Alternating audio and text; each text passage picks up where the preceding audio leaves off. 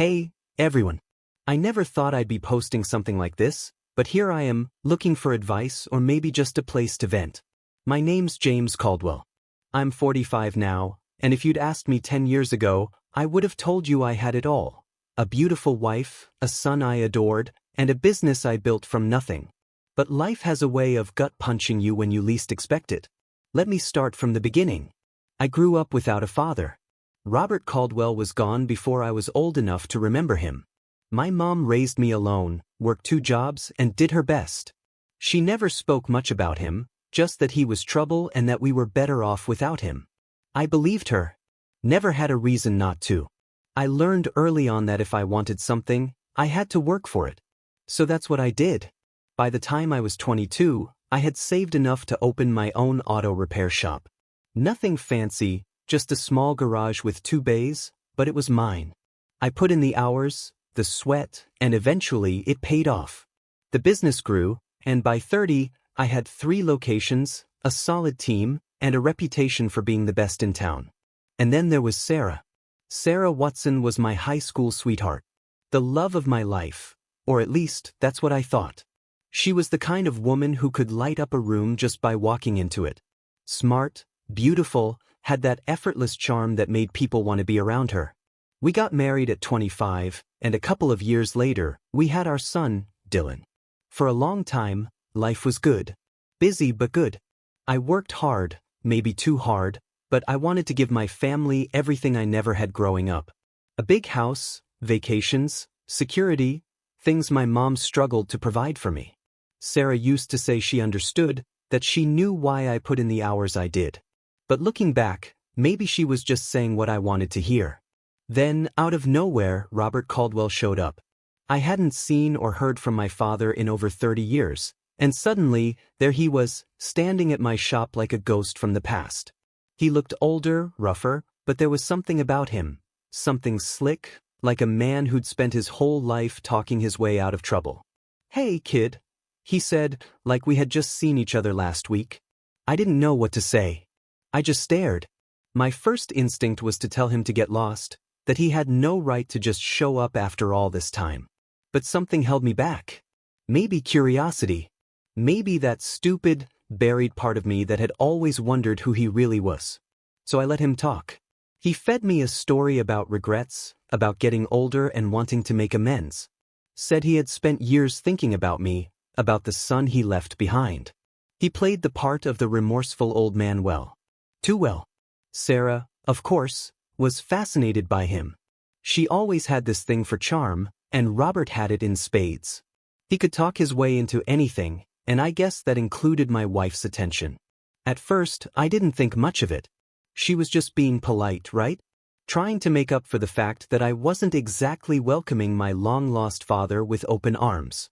But looking back, there were little things. Small moments I brushed off because I was too busy to see what was happening right in front of me. And that was the beginning of everything. So, Robert was back. I should have trusted my gut and shut the door in his face, but I didn't. I let him hang around, let him tell his stories, let him act like he was trying to be a father after decades of absence. And Sarah? She soaked it all up. At first, she played it off like she was just being supportive. "James, he's your father.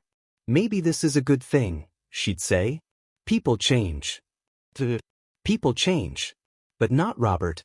He had this way of making people feel special, like they were the only person in the room when he talked to them. That included Sarah. I started noticing little things, how she'd laugh at his jokes a little too hard, how they'd sit outside on the patio talking when I was in the garage working late. How she suddenly seemed more distant with me but always had time for him. One night, I came home after closing up the shop, exhausted.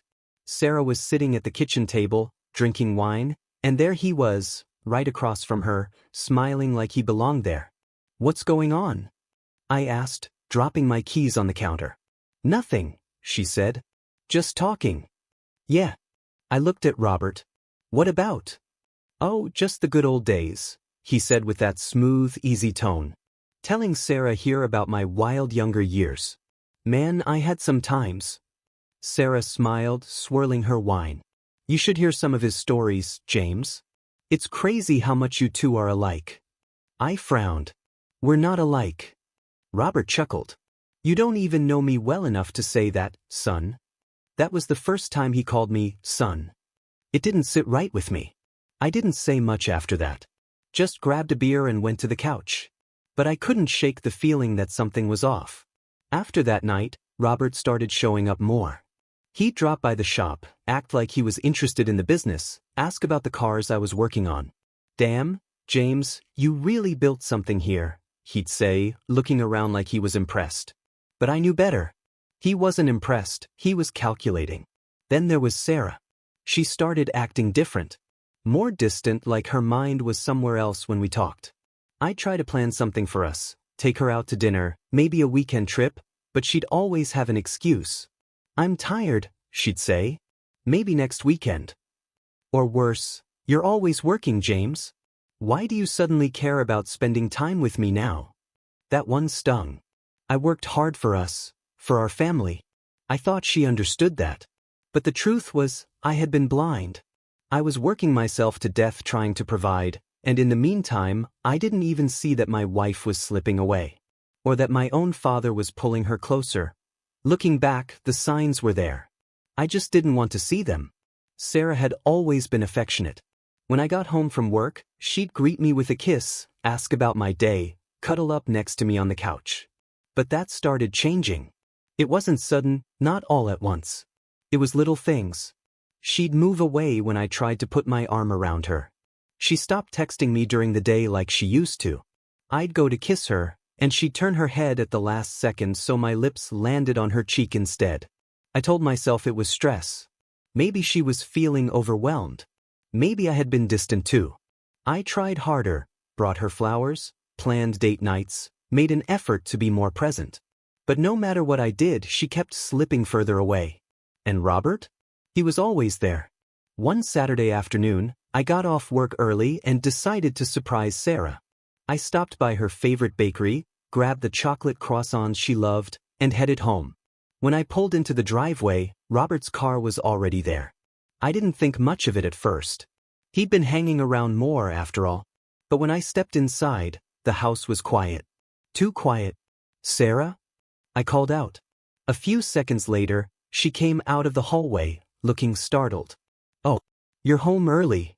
Something about her tone put me on edge. Yeah. Brought you something? She smiled, forced like she was trying too hard. That's sweet. I glanced toward the hallway. Where's Robert? She hesitated for just a second. Oh, he was just in the garage looking at your tools. That didn't make sense. I walked past her and headed toward the garage. When I opened the door, there he was, sitting on my workbench, pretending to examine a wrench. Oh, hey, son, he said like he hadn't just rushed in here a second ago. Just admiring your setup.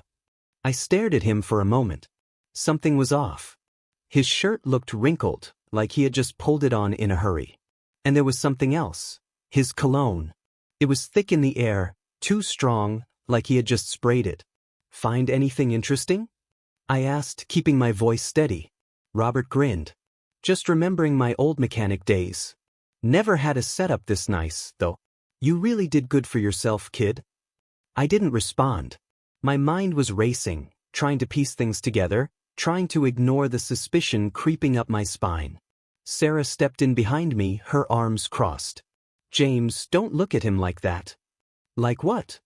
Like you're accusing him of something. I wasn't. At least, I didn't think I was. But the way she jumped to his defense so fast, that told me everything I needed to know. I let it go. That day at least. Maybe I didn't want to believe it. Maybe I was still clinging to the idea that my wife, the woman I had loved since we were kids, would never betray me. But deep down I knew something was happening. I just didn't know how bad it was going to get. After that day, I started paying attention. Really paying attention. Sarah thought I was too busy with work to notice, but I did. The little changes. The way she was always on her phone, texting with a smile she used to save for me. How she'd leave the room to take certain calls, or suddenly be too tired when I tried to initiate anything between us. And Robert? He had all the time in the world for her. One night, I came home later than usual. I had to stay late at the shop because one of my guys called out, and I figured Sarah was already asleep. But when I pulled into the driveway, Robert's car was parked outside. I sat there in my truck for a long minute, staring at it. It was almost midnight. What possible reason did he have to be here this late? I took a deep breath and went inside. The house was quiet. The TV was on, playing one of those crime documentaries Sarah liked. I walked into the living room and there they were. Sarah and Robert, sitting too close on the couch. She was wrapped in a blanket, her legs tucked under her, and he was leaning in, way too comfortable.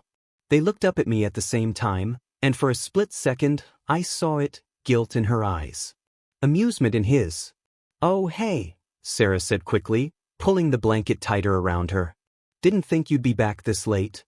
"Yeah," I said, not taking my eyes off Robert. "What's going on?" "Just watching a documentary," she answered. Robert stopped by and we got to talking. At midnight? Sarah forced a smile. We lost track of time. Robert chuckled like this was all some joke. "Sarah here's got good taste in TV. You ever watch these crime shows? Man, you learn a lot about how people get away with things." I clenched my jaw. "Yeah. You also learn how people get caught." He just smirked, taking his time getting up. "Well, I should probably head out. Don't want to overstay my welcome." Too late for that. As soon as the door closed behind him, I turned to Sarah. "What the hell was that?" She sighed, rubbing her forehead. "James, don't do this. Don't start making something out of nothing. He's my father, Sarah. Not some old friend you can just hang out with at midnight while I'm not home." She stood up, crossing her arms. "You're being ridiculous. He's family." "Family?" I scoffed. "He abandoned me for 30 years. Now, suddenly he's family? And you just happen to be spending all this extra time with him when I'm not around." Sarah rolled her eyes. "You're paranoid." "No, I'm not. I know what I saw." She scoffed. "You saw two people watching a show. That's it. God, James, you've been working so much you barely even talk to me anymore, and now you're going to accuse me of, what, exactly?" I didn't answer. Because I didn't have proof. Not yet. But something was going on. I felt it in my gut. And soon enough, I'd find out just how deep the betrayal went. After that night, things between Sarah and me weren't the same. She acted normal, too normal. Like she was trying extra hard to prove there was nothing going on. She'd go out of her way to kiss me in the morning, ask how my day was, even suggested we go out to dinner, which she hadn't done in months. But it was fake. Like she was playing a role, and I was supposed to buy it. And Robert? He didn't back off. If anything, he started pushing his way in more. He'd drop by unannounced, show up at the shop pretending to check in on me, but he never asked about my life. Not really. He'd just smirk and make little comments. "You know, James, you should really spend more time at home," he'd say, leaning against the doorway. "A woman like Sarah needs attention. Or worse. She tells me she misses you, you know." That one almost made me snap. But I swallowed it down. I wasn't going to blow up without proof. That's what they wanted. If something was happening, they wanted me to look like the paranoid, overworked husband who was imagining things. So, I decided to play it smart. One Friday night, Sarah said she was going to a girls' night. This wasn't unusual. She used to do them all the time. But lately? Not so much. And now, suddenly, she had plans with her friends? I nodded like I believed her. Told her to have fun. Then I waited. I knew all of her friends. I knew where they usually went. And most importantly, I knew they liked to post about everything on social media. So after she left, I grabbed a beer, sat on the couch, and checked Instagram. Her best friend, Lisa, had posted a selfie with another girl. The caption? "Wine night with my favorite girl. One glass, 2 hearts. Only problem? Sarah wasn't in the picture." I kept checking. Lisa posted another story a few minutes later, this time panning around the restaurant. Sarah wasn't there. I waited a little longer, checking the other girls' profiles. Nothing. By 10 p.m., I knew for a fact she wasn't at any girls' night. I wanted to call her, demand to know where she was. But instead, I took a deep breath and waited. Let her dig her own grave. She came home around midnight, smelling like perfume that wasn't hers. I was sitting in the kitchen, pretending to scroll on my phone. "How was girls' night?" I asked without looking up. She hesitated just a second too long. "It was good. We had fun." "Yeah. Where'd you guys go?" She rattled off the name of a bar. The same one Lisa had been posting from. "Oh, nice," I said, keeping my voice steady. Lisa looked like she was having fun. Sarah froze. "You saw Lisa?" I looked her dead in the eyes. "Yeah. On Instagram. Funny thing, though, you weren't in any of her posts." Her face drained of color so fast I almost felt sorry for her. "Almost," she stammered, scrambling for an excuse. "Oh, well, I was running late, so I got there after she took those pictures." "Right." I nodded, pretending to believe her. "Makes sense." I could see her relax just a little, thinking she had gotten away with it. I didn't press further. Not yet. I wanted her to think she was safe, that she had fooled me. But I knew. I knew exactly where she had been. And I had a sick feeling about who she had been with. After that night, I stopped giving Sarah the benefit of the doubt. I didn't argue with her. Didn't ask her questions she could twist around. Just watched. I paid attention. And the more I did, the more I saw the truth unraveling right in front of me. She started going out more, always with vague excuses. Running errands, meeting a friend, getting some fresh air. But every time, it was the same pattern. She'd leave the house dressed up like she was going on a date, and she'd come back acting jittery, like she was waiting for me to say something. And Robert? He started being real confident. Smirking when he saw me. Making jokes that didn't sit right. One time, I was in the garage working on a car when he strolled in like he owned the place. Leaned against my tool bench and just watched me for a minute. "Must be tiring, huh?" he finally said. I didn't look up. "What?" "Working so hard all the time. Bet Sarah appreciates it, though." I clenched my jaw. "Yeah. She does." He laughed. "Funny thing about women. Sometimes they need more than just a paycheck." That was it. That was the moment I knew he was throwing it in my face. I wanted to hit him. I wanted to grab the nearest wrench and knock that smug look off his face. But I held back. I wasn't going to let him bait me into something stupid. Instead, I said, "Yeah, and sometimes men need respect. But I guess you wouldn't know much about that." His smile faltered, just for a second. Then he chuckled, shook his head, and walked out. I stood there gripping the wrench so tight my knuckles turned white. Enough was enough. A few nights later, I finally got my answer. The one I already knew but needed to see with my own eyes. Sarah told me she was going to Lisa's again. I didn't argue. Just kissed her on the cheek, told her to have fun, and watched her walk out the door in a tight dress and red lipstick, like she was trying to impress someone. As soon as she left, I grabbed my keys and followed. She didn't go to Lisa's. She drove across town and pulled into a cheap motel parking lot. I sat there in my truck, my heart pounding as I watched Robert step out of his car and meet her at the door to one of the rooms. She didn't hesitate, didn't look around. She just went inside with him. And that was it. I don't remember how long I sat there. 5 minutes? 30? An hour?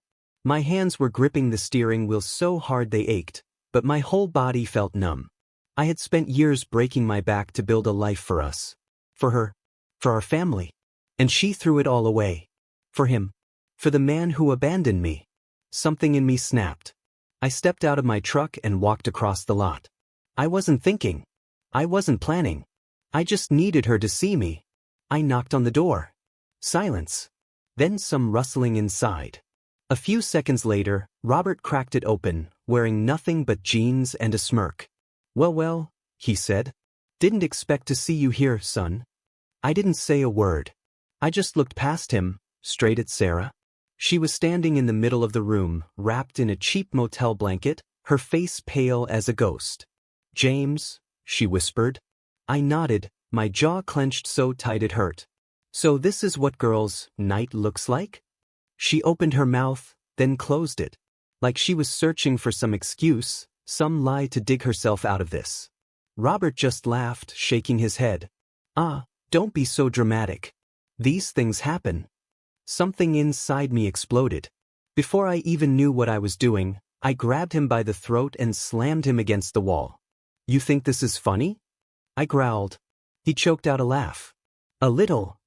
I pulled my fist back, ready to knock his teeth out, but Sarah screamed, "James, stop," and grabbed my arm. Her touch made me freeze. Not because it calmed me down. Because it disgusted me. I let go of Robert, shoving him away like the trash he was. Sarah stood there, shaking, staring at me with wide eyes like I was the bad guy. I looked at her, really looked at her. And I realized something right then. I didn't know her anymore. The woman I married? The one I built a life with? She was gone. And whatever was left, I wanted nothing to do with it. I turned and walked out the door. Sarah didn't follow me. Neither did Robert. And for the first time in my life, I knew this wasn't the end. It was just the beginning of something much, much worse that I drove around for hours after that. Just aimless, numb driving. I didn't go home. Didn't go to the shop. Didn't answer my phone when Sarah tried calling, because of course she did. She must have realized, once the shock wore off, that she had to do some damage control. When I finally pulled into my driveway, it was almost 3 a.m. And there she was, sitting on the porch like some sad, remorseful wife who just needed a chance to explain. I stepped out of the truck, and before I could even reach the door, she jumped up. "James, please?" I walked right past her. "James, talk to me." She grabbed my arm, but I pulled away so fast she almost stumbled. "You don't get to touch me." My voice came out so calm it scared me. She flinched. I know you're angry, but we need to talk." I laughed, shaking my head. "Now you want to talk? After sneaking around for God knows how long?" She swallowed hard, glancing at the ground. "I was going to tell you." That set me off. I turned to her, eyes burning. "You were going to tell me? When Sarah? Before or after you let him take you to another motel?" Her face twisted, like she wanted to cry. "It's not like that." I scoffed. "Then tell me, what's it like?" She hesitated. "Too long." I shook my head. "You can't, can you? Because there's nothing you can say that makes this okay." She sniffled, rubbing her arms like she was cold. "It just happened." That phrase. That weak, pathetic excuse. I took a slow step closer. "No, Sarah. You don't just accidentally meet my father at a motel. You don't accidentally lie to your husband. You don't accidentally throw away your marriage for some old, washed-up piece of trash." She clenched her jaw at that. "Oh, so now she had some fire in her? You weren't around, James," she snapped. "You were always at work. Always busy. Always too tired when you got home. And Robert, he listened to me." I let out a slow breath. I should have been angry. I was angry. But hearing her say that, hearing her try to blame me for her cheating, I just felt disgusted. I nodded. "So that's it then. You got lonely, and instead of talking to me, instead of telling me how you felt, you crawled into bed with him." She didn't say anything. I stared at her for a long time, memorizing the face of the woman I once thought I'd spend my life with. "I want you out," I finally said. Her head snapped up. "What?" "You heard me. Get your things and get out." "James, please." "No. You chose this. You chose him. So now you can live with that choice." She started crying, full on shaking now. "I love you." I laughed bitterly. "No, Sarah. You love yourself. If you loved me, you wouldn't have done this." She stepped forward, reaching for me, but I backed away. "Go," I said firmly. She hesitated, but the look in my eyes must have told her there was no point. Because she finally nodded, wiping her tears. "Can we talk later?" I turned my back on her. There's nothing left to say. She stood there for a few seconds, waiting. Like she thought I'd change my mind. I didn't. I went inside and locked the door. I heard her sob outside for a while. Then, finally, the sound of her car pulling away. And just like that, my marriage was over. Or at least, I thought it was. Sarah was gone. But not really. The next morning, she blew up my phone. Calls, texts, voicemails, all of it. "James, please. Just talk to me. I made a mistake. I don't want to lose you. I swear it wasn't what you think." What I think. I literally caught her in a motel with my father. What explanation was there? I ignored her, blocked her number. Then she started showing up. First at the house, banging on the door, crying, begging to explain. Then at the shop, standing outside, embarrassing herself. Even some of my employees started noticing. "Hey boss," one of my guys muttered. "Your wife's out there again." I looked through the window. And there she was, arms crossed, looking miserable. I stepped outside. "What do you want, Sarah?" She looked up, eyes red. "I just want to talk." I shook my head. "We're done talking." Her face twisted. "James, please. We can fix this." I let out a dry laugh. "No, you broke this. Now leave." She didn't. Not right away. She just stood there, looking desperate. Then she said something that made my blood turn ice cold. "I think I'm pregnant." Pregnant. That word echoed in my head, but I refused to react. I just stared at her.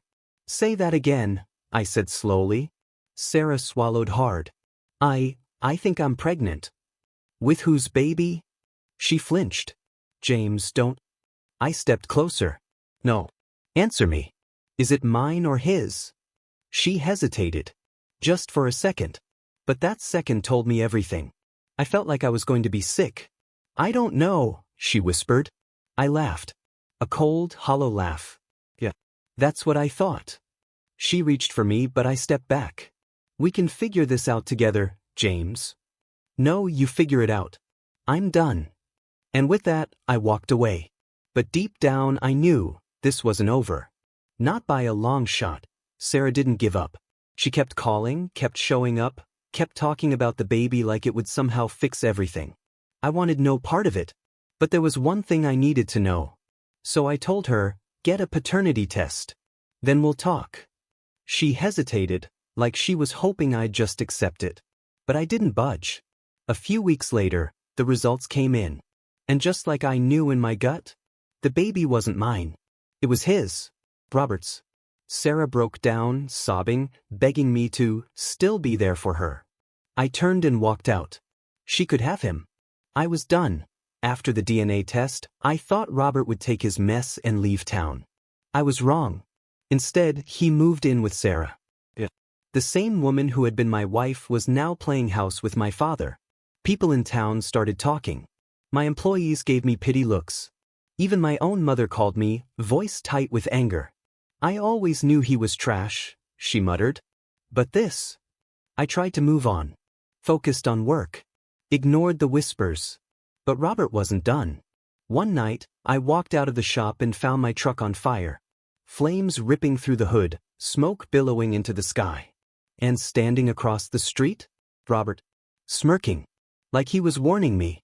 That's when I knew this wasn't just about Sarah anymore. Robert wanted to destroy me. The fire was just the start. A few days later, Sarah disappeared. At first, I didn't care. Thought maybe she and Robert had another falling out. But then I got a call from her. Her voice was shaking.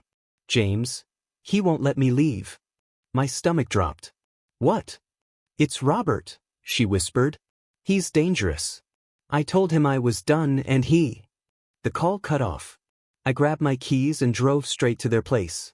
But when I got there, the door was wide open. The house was trashed. Furniture overturned, broken glass on the floor. No sign of Sarah. Robert was gone. And that's when I knew this wasn't just about revenge anymore. This was life or death. After that call, my mind went into overdrive. I hated Sarah, but I didn't want her dead. And Robert? I knew he was dangerous, but this was something else. I didn't go to the police. Not yet. I knew how they worked. By the time they filed a report, Robert could be anywhere. I needed to move fast. So I did the only thing I could think of. I called Dylan. My son. The boy I raised for years, only to find out he wasn't mine. I didn't know where we stood after everything, but when he picked up, I didn't waste time. "It's Robert," I said. "He took your mother." Silence. Then a sharp inhale. "Where?" "I don't know. But we're going to find her." Dylan didn't hesitate. "I'm in." We started by searching their house. It was wrecked, like there had been a fight. Dylan found Sarah's purse tossed under the kitchen table. Her phone was missing. He wouldn't take her far, I muttered. Dylan nodded, jaw clenched. He's got a hunting cabin. About 30 miles out, near the old quarry. I looked at him. You sure? Dylan's face darkened. Mom mentioned it once. Said Robert liked to get away there when he needed time to think. That was our best lead. We jumped in my truck and tore down the highway. It was almost midnight when we reached the dirt road leading to the cabin. The place was deep in the woods, no neighbors, no streetlights, just miles of darkness. We spotted Robert's car parked outside. Lights on in the cabin. He's here, Dylan said. I killed the engine. Took a deep breath. Stay behind me. We moved fast, keeping low. As we got closer, I could hear voices inside. Sarah. She was crying. And Robert? He was laughing. You really thought you could leave me? His voice sneered. After everything I've done for you? Sarah's voice was shaky. Robert, please, just let me go. I saw red. I nodded at Dylan, then kicked the door open. Robert spun around, eyes wild. Sarah was tied to a chair, her face streaked with tears. Well, Robert said, smirking. Look who decided to join us. I didn't say a word. I just lunged. We crashed to the floor, fists flying. Robert fought dirty, gouging at my eyes, clawing at my face. But I had years of rage behind me. One solid punch to his jaw and he staggered back. Dylan moved in, grabbing a broken chair leg and swinging it hard. Robert went down. But not before pulling a gun. Everything happened in a blur. A gunshot rang out. Sarah screamed. Dylan tackled Robert, wrestling for the gun. Another shot fired, hitting the ceiling. I grabbed the gun and yanked it free. Robert wheezed, blood on his lip, eyes blazing. Go ahead, he spat. Finish it. I should have. But I wasn't like him. Instead, I pointed the gun at him and said, You're done. Sirens wailed in the distance. Dylan must have called the cops while I was fighting Robert. Minutes later, they burst in, guns drawn. Robert was arrested on the spot. Sarah was free. But the damage was already done. Robert was locked up. But that didn't mean the damage he caused was over. Sarah was in the hospital, recovering from the gunshot wound. I didn't visit her. I couldn't. Dylan did. He never asked me to come with him, and I was grateful for that. I think he knew I wasn't ready, or maybe, deep down, he knew I never would be. I told myself I didn't care. That this was what she deserved. She had made her choices, and now she was facing the consequences. But if that was true, why did I feel so restless? Why couldn't I sleep at night without seeing her face in my mind? Not the Sarah who betrayed me, but the Sarah I married. The one who used to wait up for me when I worked late. The one who laughed at my dumb jokes. The one who promised me forever. I hated her for what she did. I should have hated her for what she did. But after everything, I realized I just felt tired. Then, a week later, my phone rang. It was Dylan. His voice was tight, like he was trying to hold back emotions. Dad, he said. It's Mom. Something in my chest tightened. What about her? He hesitated just for a second. Then, in a voice so quiet I barely heard him, he said, She's gone. I didn't move. Didn't breathe. What? She didn't make it, he said, voice breaking. There were complications. An infection. The doctors. He stopped, took a shaky breath. She's dead, Dad. I sat down, my mind blank. Sarah. I had spent so much time resenting her, blaming her, hating her for what she had done. And now? Now she was just gone. I didn't know what to say. What was I supposed to say? Good? She deserved it? Because the truth was, I didn't feel relief. I didn't feel anything. There was just this emptiness. Dylan was still on the phone, waiting. I cleared my throat. What happened? She was getting better, he said, voice hoarse. But then she got an infection.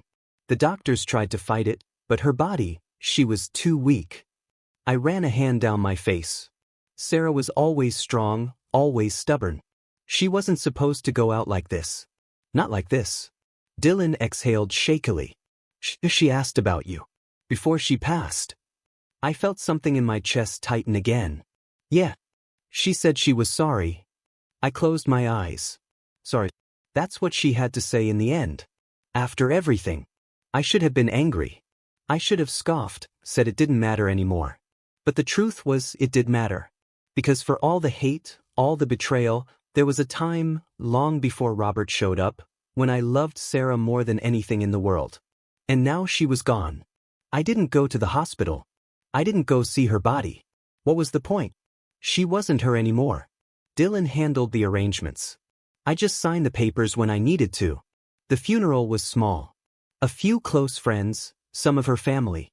I stood in the back, silent, watching as they lowered the woman I once loved into the ground. Dylan stood next to me, his hands clenched at his sides. He didn't cry. He just stared. And when it was over, he turned to me. "What now?" he asked. I didn't have an answer for him. Because honestly, I didn't know. The funeral came and went. People offered their condolences. Said the usual things: she's in a better place now, time will heal everything, at least she's at peace. I didn't say much. Just nodded, shook hands, stood there as Sarah's mother sobbed into my shoulder. I didn't cry. I didn't even know if I could cry for her. Dylan stood beside me the whole time, quiet. He hadn't said much since Sarah passed.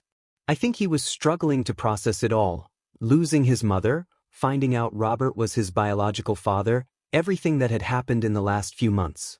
It was too much. After the funeral, we went back to my house. Neither of us spoke. Just sat in silence, staring at nothing. Then Dylan finally said it. "She still loved you, you know." I clenched my jaw. "That's not love." "She made mistakes," he admitted. "Big ones. But she wasn't a bad person." I scoffed. "Could have fooled me." He turned to me then, his expression unreadable. "You're never going to forgive her, are you?" I looked at him. This kid, my son, even if he wasn't mine by blood, was standing there, searching my face for something. Maybe hope. Maybe some kind of reassurance that the woman who raised him wasn't all bad. I sighed, rubbing my hands together. Forgiveness ain't that simple. He nodded like he understood. Maybe he did. Then he asked the question I knew was coming. "And Robert?" I stiffened. "What about him?" Dylan hesitated. "He's still in prison. Are you gonna—" "I don't know. Try to make peace with him?" I turned and stared at him like he had lost his mind. "After everything that man did? He burned my truck. He kidnapped your mother. He ruined my life." Dylan swallowed. "Yeah. But he's still—" "Don't say it." "My biological father." I exhaled slowly, trying to keep my temper in check. "That doesn't mean anything." Silence. Then Dylan nodded. "Yeah. You're right." That was the last time we spoke about Robert. A few weeks passed. Life started to feel normal again. Or at least, as normal as it could get after everything that happened. I threw myself into work, trying to rebuild what I had left. Dylan started coming by the shop more. I didn't ask if he needed something, I just let him be. Then one afternoon, I got a call from an unknown number. I almost ignored it. Almost. But something told me to answer. A tired-sounding man spoke on the other end. "Is this James Caldwell?" "Yeah," I said warily. "This is Officer Hendricks with the State Correctional Facility. I'm calling regarding an inmate, Robert Caldwell." My stomach turned. "What about him?" The officer sighed. "He's dead." I gripped the phone tighter. "What?" "He was stabbed during a fight in the yard. Didn't make it." I didn't say anything. Didn't ask who did it. Didn't ask for details. I just sat there, staring at the wall, processing those two words. He's dead. The man who ruined my childhood. The man who betrayed me in the worst way possible. The man I spent months hating with every ounce of my being. Gone. The officer continued, "Since you're listed as his next of kin, we need to know what you want to do with the body." I let out a slow breath. "Bury him. Cremate him. Throw him in the damn river. I don't care." There was a pause. "Understood. We'll handle it." I hung up. I sat there for a long time, waiting for something, anything, to hit me. Relief? Satisfaction? Closure? But all I felt was nothing. No joy. No victory. Just emptiness. That night, Dylan came over. He must have seen the look on my face, because he immediately asked, "What happened?" I didn't sugarcoat it. "Robert's dead." Dylan blinked. "Oh. That was it. Just a..." We sat in silence for a while, neither of us knowing what to say. Then, finally, he exhaled. "I guess that's it, huh?" "Yeah." He stared at his hands. "I don't know how I feel about it." I understood what he meant. I shrugged. "Doesn't matter. He's gone." Dylan nodded. "Yeah." And that was the last time we talked about Robert. Life went on. Months passed. I kept running the shop. Dylan started working with me full-time. We didn't talk much about the past, we just focused on moving forward. One evening, after a long day at the garage, Dylan and I sat outside, drinking beers on the porch. Out of nowhere, he asked, "Do you ever think about it?" I didn't have to ask what he meant. I sighed. "Yeah." He took a sip of his beer. "Think we'll ever be normal again?" I thought about it for a second, then shook my head. "No. But we'll be okay." Dylan nodded. "Yeah. I think so too." And for the first time in a long time, I actually believed it. Because, in the end, we weren't defined by Robert. We weren't defined by Sarah's betrayal. We weren't defined by the past. We were still standing. And that was enough.